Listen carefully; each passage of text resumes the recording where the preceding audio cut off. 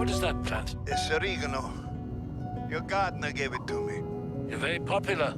I just try to be myself. Whenever I try to be myself, people don't seem to like me very much. What did you find that really intrigued you about playing this Pope? The intriguing thing was Jonathan Pryce, really. We'd never worked together. I'd known him, but I didn't know him well. And it was such fun to work with. He was so easy to work with. And now I tend to want to learn all of my lines, and I do. I work hard, but it's not hard work. I enjoy learning the lines.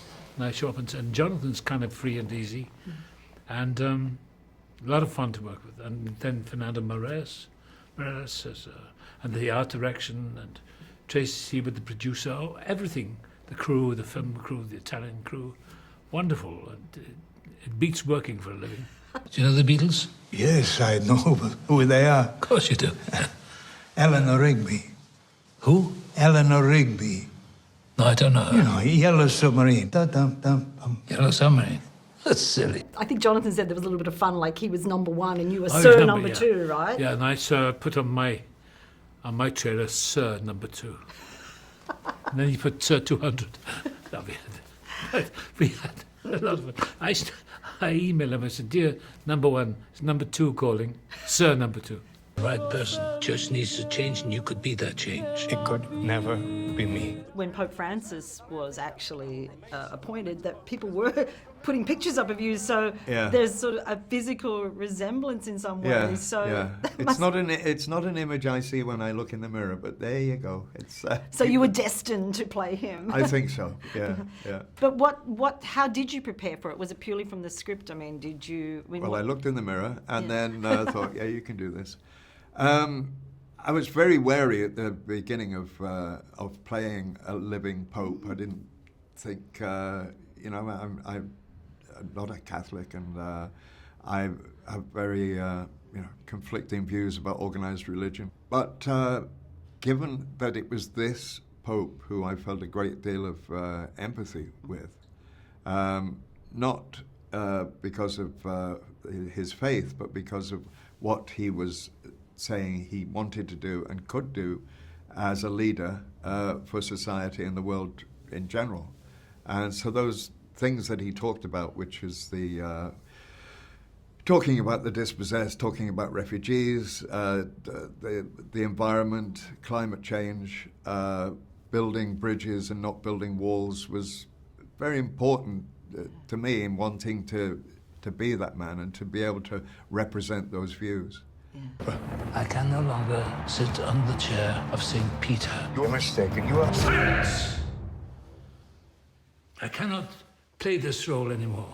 It's obviously based on facts and everything, but the actual conversations are really constructed, aren't they, on just what we think they might have spoken about?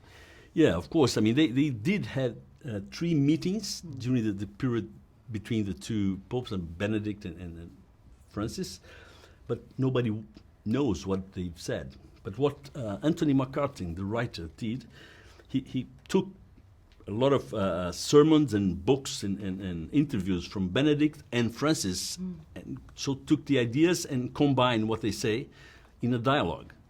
So what they're saying in the film, they did said at some point. I mean, writing or in interviews, so it's quite believable. Even the little details. I mean, Pope Benedict drinks Fanta in the film, which Pope Benedict, he does drinks Fanta. Yeah. And these little details are all true. You think you know better? We are no longer part of this world.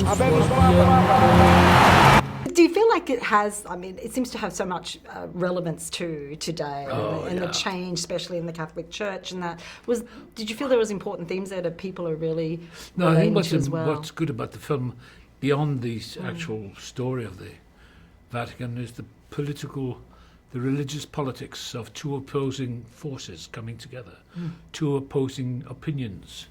Today, we're not allowed to have an opinion. You have to be this or that. And if you're not this, you're the enemy. And it's pathetic. This is what we live with today in this world, of so-called intelligent people. So you don't believe what I say, then you're bad. And you think, come on, grow up. We're all going to die. Nobody's perfect. Nobody has the truth. The human race has screwed up everything for 300,000 years. You know, That's right. Nobody's got it right. So anyone who gets up and says, "I've got the answer for a man," come on, grow up. Nobody has the answer. It is always moving. On the journey? Oh, perhaps we'll find God over there on the journey. I'll introduce you to him. People must remember that you are not God. You're only human.